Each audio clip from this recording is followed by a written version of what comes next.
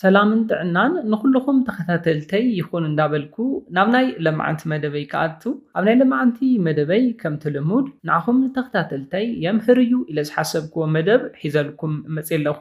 ናይ ለማዓንቲ መደበይ ዘልዕሎ ፍቕራዊ ርክብና ብዙሓት ነገራት ከመቅርዎ ብዙሓት ነገራት ድማ ከበላሹልና ይኽእሉ እዮም። ፍቕርና ሓዳርና ክብትኑ ዝኽእሉ 5 ጠንቂ ፍቕሪ ክንርኢና ንፍቕርና ናይ ምብልሻውን ብሉፅ ምግባርን ተኽእሎ ኣብ ኢድና እዩ ዘሎ።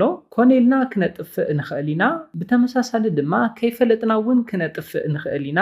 ስለዝኾነ እዞም 5 ናይ ፍቕርና ናይ ሓዳርና ጠንቅታት ብምፍላጥን ብዘይምፍላጥን ከይትሰርሕዎም ክንሪኦም ኢና።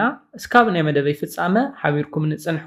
ነዚ ቻነል ሓድሽቲ ዝኾንኩም ሰብስክራይብ ብምግባርን ነታ ናይ ደወል ምልክት ሓንቲ ሻዕ ብምንካእን ዝተፈላለዩ ናይ ፆታዊ ርክብ ናይ ጥዕና ከምኡ እውን ናይ ሓዳርን ናይ ፍቕርን ሂወት ኢንፎርሜሽን ትረኽብሉ ቻነል ሰድራ ንኽትኮኑ ብኽብሪ ንሓትት። መደብና ናብ ብዙሓት ሰባት በፂሑ ብዙሓት ኣሕዋትና ትምህርቲ ንኽወስድሉ ላይክ ጌርኩም ጀምርዎ።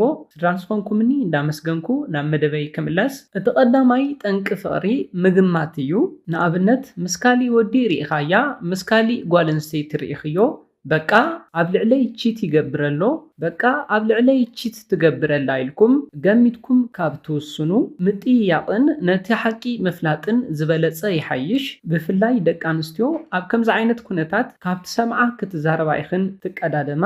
ፈጣሪ ክልተ እዝንን ሓደ ኣፍን ዝሃበና ነቲ ሓሳብ ሰሚዕና ተመያይጥና ነቲ ሓቂ ፈሊጥና ውሳነ ንኽንህብ እዩ። ክንዛረብ ንኸይንቀዳደም ፈለማ ንኽንሰማማዕ እዩ ነዚ ገይርዎ። ዝበለፀ ምድምማፅ እዩ ምስ ሰብ ከረዳድአና ከስማዕምዕና ዝኽእል።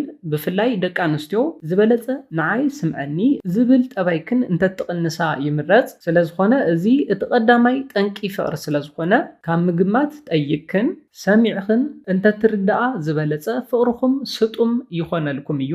ኣብ መበል ካልኣይ ንሪኦ ጠንቂ ፍቕሪ ድማ ምጥርጣር እዩ። ንፍቕርኹም ንፋስ ከእቱ ዝኽእል ሰላም ዘይብሉ ፍቕሪ ዝገብሮ ምጥርጣር እዩ።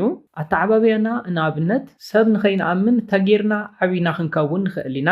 ኣብ ሂወትና ብዘጋጠሙና ተጓንፎታት እውን ጠርጠርቲ ኮይና ክንከውን ንኽእል ኢና። ኮይኑ ግና ብዝኾነን ብዘይኮነን ነፍቃሪትካ ነፍቃሪኺ ምጥርጣር ንፍቕርኹም ዘበላሽወልኩም እዩ። ትጥርጥር እዮ ትጥርጥራ እንተኮይንካ ነዚ ሓሳብ ኣብ በይንኺ ኣብ በይንኻ ኣብ ውሽጥኹም ካብ ትሕዝዎ ከም ትቕድም ኢለ ዝሓበርኩልኩም ምጥያቕን እቲ ሓቂ ክትፈልጡ ምፅዓርን ዝበለፀ ይምረፅ። ኮይኑ ግና ነዚ ጥርጣረ ኣብ ውሽጥና ሒዝናዮ እንተፀኒሕና ፍቕርና ሓዳርና እንዳቐነሰ እንዳደኸመ መሊኡ ፍቕርና እስካብ ምጥፋእ ክበፅሕ ይኽእል እዩ። ስለዝኾነ ካብ ምጥርጣር ተጠያይቕና እቲ ሓቂ ምፍላጥ ይመረፅ። ምጥርጣር ሰላም ዘይብሉ ሂወት ክትነብሩ ዝገብር እቲ ካልኣይ ጠንቂ ስለዝኾነ ኣብ መበል ሳልሳይ ንሪኦ ጠንቂ ፍቕሪ ድማ ሓሳብ ሰብ ኣዛቢዕኻ ምርዳእ እዩ። እዚ ማለት ዝኾነ ነገር ክትዛረበካ እንተላ ዝኾነ ነገር ክዛረበኪ እንተሎ ንሕና ብንደልዮ ንሳ ወይ ድማ ንሱ ብዘይ ሓሰቦ ኣንግል ምርዳእ እዩ። እዚ ክኾን እንተሎ ናቱ ዘረባ ዘይኮነስ ኣብ ውሽጥኺ ኣብ ውሽጥኻ ዘሎ ሓሳብ ይኹም ትትርጉምዎ። ስለዝኾነ ንሳ ወይ ድማ ንሱ ብዘይ ሓሰብዎ ንስኺ ንስኻ ብትደልይዎ 5-6 ኣንግል እንዳተርጎምኩም ነቲ ዘረባ ምዝባዕ እቲ ሳልሳይ ጠንቂ ፍቕሪ እዩ። ኣብ መበል ራብዓይ ንሪኦ ጠንቂ ፍቕርኹም ድማ ወሰን ዶብ መስመር ዘይምግባር እዩ። እዚ ሓሳብ እዚ ቀሊል ክመስል ይኽእል እዩ፣ ኮይኑ ግና ብጣዕሚ ኣገዳሲ ሓሳብ እዩ። ንፍቕርኹም ጠንቂ ክኸውን ዝኽእል ሓደገኛ ነገር እዩ። ዋላ 1000 ግዜ ካብ ልቢ ንፋቶ ፍቑራት ንኹን ዋላ 1000 ግዜ ንፋቕር ሰብ ሓዳር ንኹን ክሕለፍ ዘይብሉ ወሰን መስመር ወይ ድማ ዶብ ክህልወና ኣለዎ። ስለዝኾነ ነዚ ሰጊራ ክትመፀካ እንተላ ዕረፊ ስነስርዓት ወይ ድማ ሰጊሩ ክመፀክእ እንተሎ ስነስርዓት ዕረፍቲ ዝበሃል ነገር ክህልወኩም ኣለዎ። ሓደ ግዜ ክንፋቐር እንተለና ንስድራና ከየኽበረት እንዳነዓቐት እውን ቦታ ክንህባ ክነፍቅራ ንኽእል ኢና። ኣብ ደቂ ኣንስትዮ እውን ብተመሳሳሊ ንዓኺ ዘየኽብር ዝንዕቐኪ ስድራኺ ዘየኽብረልኪ ዝንዕቆም ወዲ ወሰንኪ ዶብኪ መስመርኪ ጥሒሱ እንዳተዛረበ እውን ኣብ ቅድሚ መሓዙትኪ እንዳሰከፈኪ ክተፍቅርዮ ትኽእል ኢኺ። እዚ ግና ቀጻልነት ዘለዎ ፍቕሪ ክኾነልኩም ኣይኽእልን። ኣብ ናይ ፍቕሪ ህይወትኩም ጠንቂ ዝኸውን እምበር ስለዝኾነ ዶብ ወሰን ወይ ድማ መስመር ክህልወኩም ኣለዎ። እዚ ነገር እዚ እንዳገደደ መርዛም ሰብ ኣብ ህይወትና ንኽኣቱ ከገድድና እውን ይኽእል እዩ። ስለዚ ነዚ እውን ክትጥንቀቁሉ ኣለኩም። እቲ ራብዓይ ጠንቂ ፍቕሪ ስለዝኾነ ኣብ መበል ሓምሻይን ናይ መወዳእታን ንሪኦ ጠንቂ ፍቕሪ ድማ ስምዒትና ክንቆፃፀር ዘይምኽኣል እዩ። ብፍላይ ደቂ ኣንስትዮ ሃንደበት ምኹራይ ምሕራቕ ምንዳድ ዓይነት ጠባይ ክተብዝሓ የብልክንን። ብፍላይ ሃንደበት መስመር ሓሊፍክን መንነቱ ዝነክእ ዝንዕቕ ፀርፍን ቃላትን ተውፅኣ እንተኮይንክን እዚ እውን ጠንቂ ፍቕርኩም ይኸውን እዩ። ስለዝኾነ ስምዒታትኩም ክትቆፃፀሩ ክትምክሩ ኣለኩም። ትርጉም ፍቕርን ሓዳርን ምክእኣል ስለዝኾነ ብሓደ ብፍቕሪ ኣብ ሓዳር ክትነብሩ ትኽእሉ ትክኣሉ እንተኮይንኩም ጥራሕ ስለዝኾነ ስምዒታትኩም ክትቆፃፀሩ ክትለምዱ ኣለኩም። ሰባት ኢና ናይ ሓሳብ ኣፈላላይ ጎንፂ ግድን ይህልው እዩ።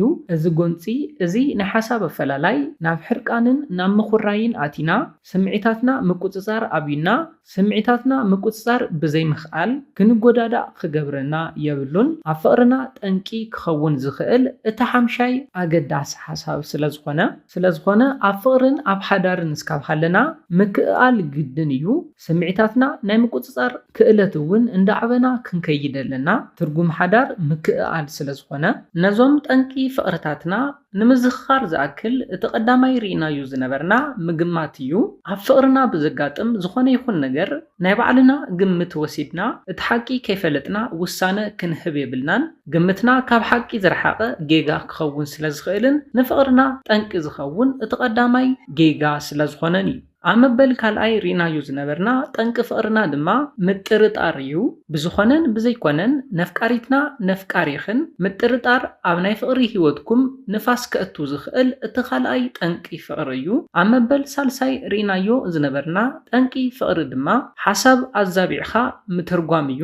ኣፍቃሪትና ወይ ድማ ኣፍቃሪኽን ዝኾነ ይኹን ሓሳብ ከልዕል እንተሎ ብናይ ባዕልና ብዝተጋግየ 5-6 ኣንግል ሓሳብ ርኢና ምትርጓም እቲ ሳልሳይ ጠንቂ ፍቕሪ እዩ። ስለዝኾነ እንታይ ከም ዝሓሰበት እንታይ ከም ዝሓሰበ ጠይቕና ምርዳእ እምበር ብናይ ባዕልና ኣተሓሳስባ ብናይ ባዕልና ግምት ኣዛቢዕና ክንትርጉሞ የብልናን። ኣብ መበል ራብዓይ ርኢናዮ ዝነበርና ጠንቂ ፍቕሪ ድማ ወሰን ዶብ መስመር ዘይምህላው እዩ። እዞም ነገራት እዚኦም እውን ንፍቕርና ኣገደስቲ ነገራት እዮም። ኣብ ህይወትና እዞም ነገራት እንተዘይሃልዮምና ድማ ጠንቂ ፍቕርና ክኾኑ እዮም። ኣብ መበል ሓምሻይን ናይ መወዳእታን ርኢናዮ ዝነበርና ጠንቂ ፍቕሪ ድማ ስምዒታትና ዘይምቁፅፃር እዩ። ስምዒታት ምቁፅፃር ንሓዳር ህይወት ኣገዳሲ እዩ። ሓዳር ትርጉሙ ምክእኣል እስካብ ዝኾነ ስምዒታትና ክንቆፃፀር ክንለምድ ኣለና። ነዚ ኢለ ናይ ሎማዓንቲ መደበይ በዚ ክዛዝም ካብ ናይ ሎማዓንቲ መደበይ ዝኾነ ሓድሽ ነገር ከም ዝሓስኩም ተስፋ ይገብር። ነዚ ቻነል ሓደሽቲ ዝኾንኩም ሳብስክራይብ ብምግባርን ነታ ናይ ደውል ምልክት ሓንቲ ሻዕ ብምንካን ዝተፈላለዩ ናይ ፆታዊ ርክብ ናይ ጥዕና ከምኡ እውን ናይ ሓዳርን ናይ ፍቕርን ህይወት ኢንፎርሜሽን ትረኽብሉ ቻነል ስድራ ንኽትኮኑ ብኽብሪ ንሓትት። መደብና ናብ ብዙሓት ሰባት በፂሑ ብዙሓት ኣሕዋትና ትምህርቲ ንወስድሉ ሓዳሮምን ፍቕሮምን ስጡም ንክኾነሎም ላይክ ሼር ምግባርኩም ኣይትረስዑ። ሓሳብ ርእቶኹም ንቻነልናን ንመደብናን ንምዕባይ ስለ ዝሕግዘና ሓሳብ ርእቶኹም ብኮሜንት ግለጹልና። ብኻሊ መደብ ብኻሊ ሓሳብ እስካብ ንራኸብ ሰላምን ጥዕናን ንኹላትና ይቕኒየለይ።